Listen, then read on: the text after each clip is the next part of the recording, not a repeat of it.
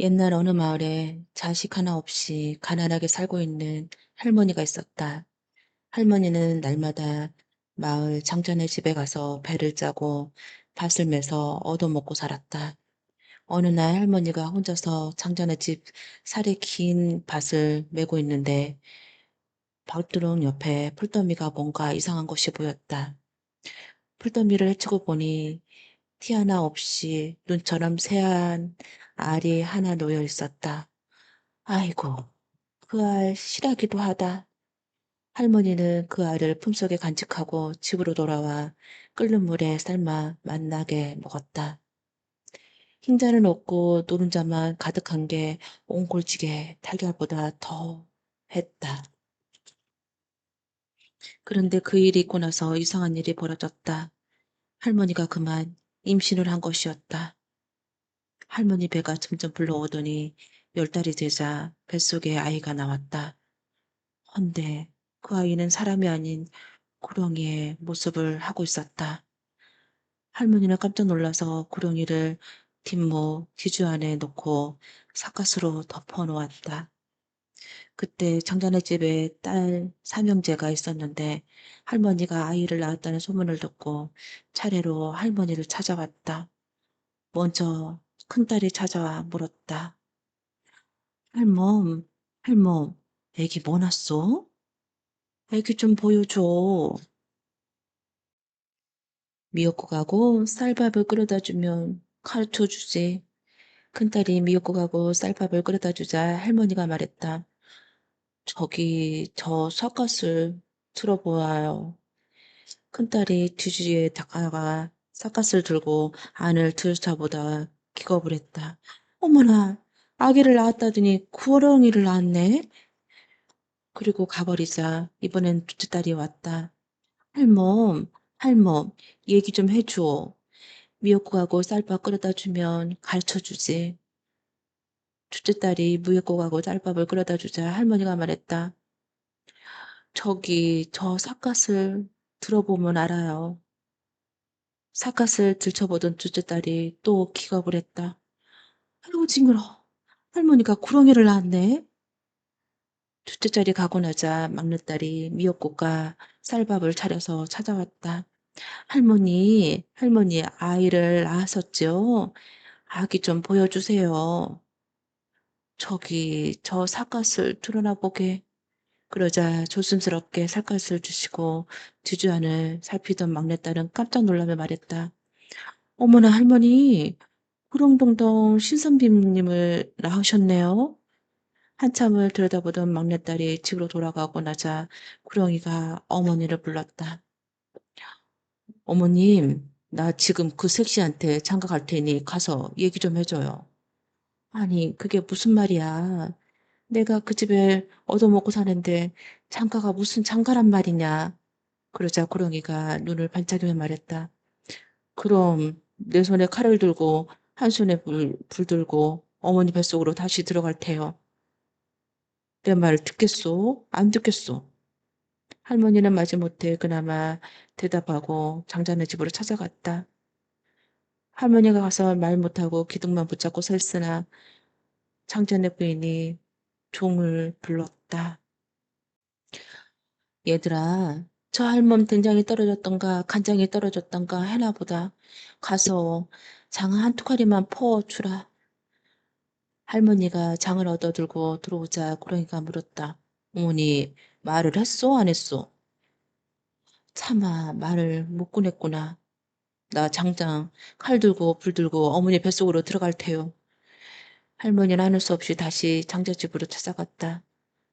다시 말없이 서 있자 장전의 부인이 말했다. 배추잔치가 다 떨어졌나 보구나. 얘들아, 할멈한테 김칫거리를 내주어라. 할머니가 다시 말 못하고 돌아오자 구렁이가 화를 내며 당장 달려들듯이 야단을 했다. 할머니는 하는 수 없이 다시 장자네 집으로 찾아갔다. 그리고 마음을 굳게 먹고서 장자 부부애한테 말을 꺼냈다. 제가 자식을 낳았는데 어쩌다 보니 구렁이를 낳았지 뭐.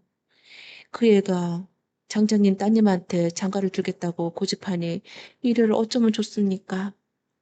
그러자 장자네에는 다른 말 없이 딸 삼형제를 불러다가 묻는 것이었다.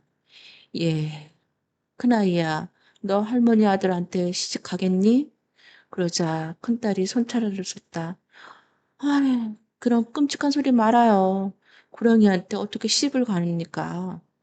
둘째야, 너 할머니 아들한테 시집을 갈래? 생각만 해도 징그럽습니다. 그런 소리랑 하지도 마세요. 장자네는 다시 막내딸에게 물었다. 막내야, 너는 어떠니? 이 할머니 아들한테 시집 가겠니? 그러자 막내딸은 그럼요, 가고 말고요. 구렁동동 신선비님이신걸요. 하고 대답하는 것이었다. 그래서 장자의 막내딸은 할머니의 구렁이 아들과 혼례를 치르게 되었다. 구렁이는 재물에 목욕한 다음에 바지랑떼를 타고 장자네 집 담을 올라 빨래줄을 타고서 초래청에 이르렀다. 사람들이 뒤로 물러서서 손가락질을 하고 수군거렸지만 막내딸은 태연히 예식을 치렀다. 그날 밤 상경 무렵이 되자 갑자기 신방 안에 구름과 안개가 자욱하게 끼어 지척을 분별할 수 없었다. 엄마, 기극한 한기가 나더니 운무가 거치고 구렁이는 간데없고 깎은 듯한 아름다운 올골송풍한 선비가 늠름하게 앉아 있었다. 내가 하늘에 죄를 지어 구렁이 탈을 쓰고 세상에 태어났는데 당신을 만나서 허물을 벗게 되었다오.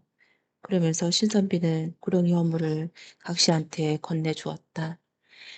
나는 매일 아침에 길을 떠나야 하오. 내가 다시 돌아올 때까지 이 허물을 잘 간직해야 하오. 그 허물을 잃어버리면 나와 다시는 만날 수가 없다오. 각시는 구렁동전 신선미가 권해준 허물을 고이 접어서 품속 깊이 간직했다. 다음날 아침, 다음날 아침 사람들은 징그럽던 구렁이가 옷같은 선비로 변한 것을 보고 깜짝 놀랐다. 구렁동동 신선비는 놀라는 사람들에겐 아랑곳하지 않고 다녀올 곳이 있다면서 각시를 남겨두고 길을 떠났다. 신선비가 떠난 뒤 막내딸은 구렁이 허물을 품속 깊이 간직한 채 남편이 돌아올 날만 손꼽아 기다렸다.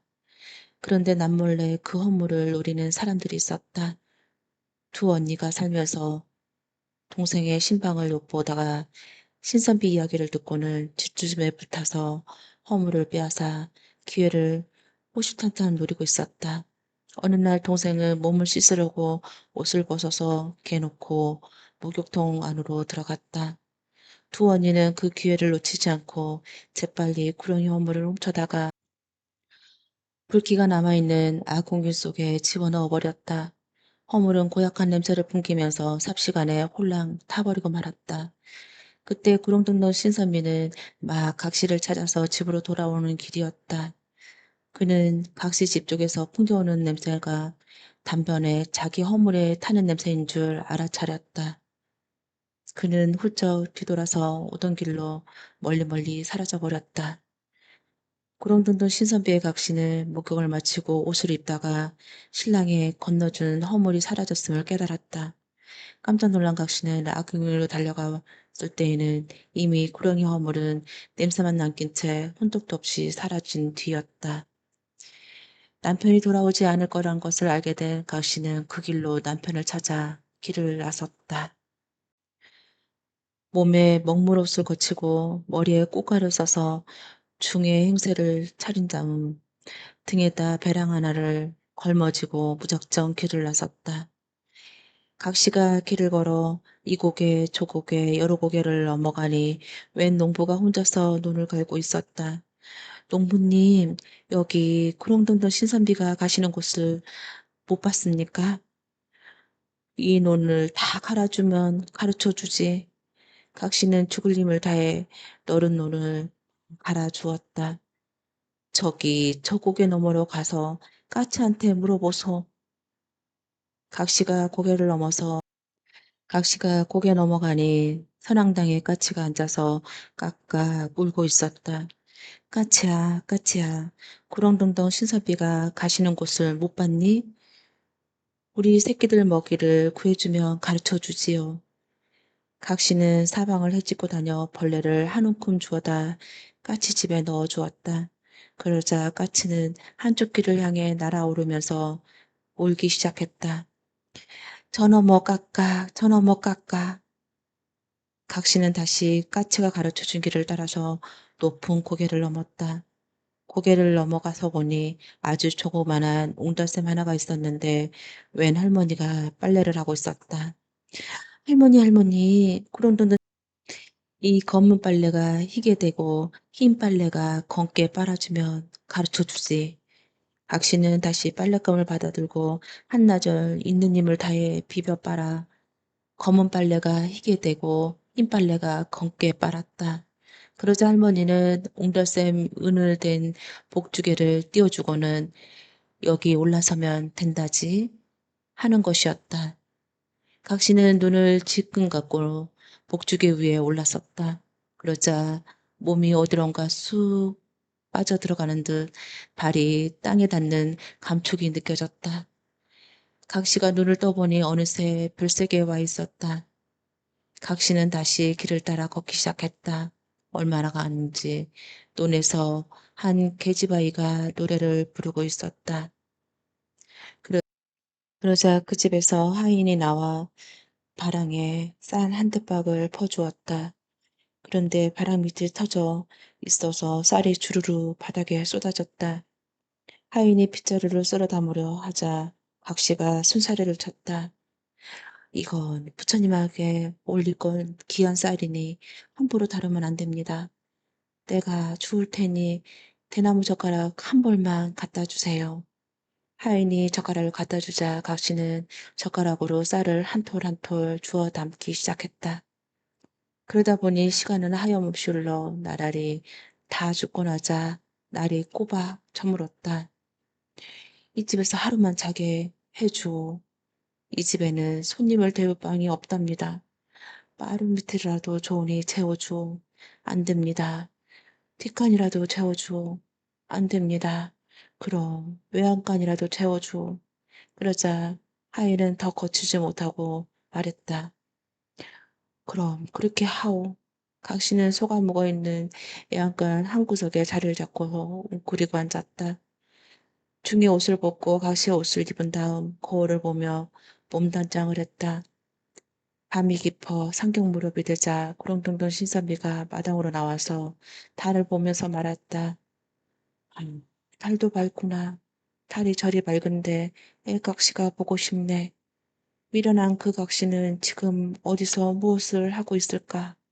그때 각시가 외양간에서 쑥 나와 말했다. 신선비님, 신선비님, 일각시 예 있다오. 그러자 신선비가 깜짝 놀라서 말했다. 아니, 당신이 여기를 오인 일이오. 신선비님이 안 오시니 제가 찾아서 올 수밖에요. 그러자 구렁텅텅 신선비가 각시를 쳐다보면서 말했다. 먼 길 오시느라 수고했소만 나는 새각시를 얻기로 되어 있으니 이 일을 어쩌나. 나랑 함께 살려면 그 새각시와 시합을 하는 수밖에 없겠군요.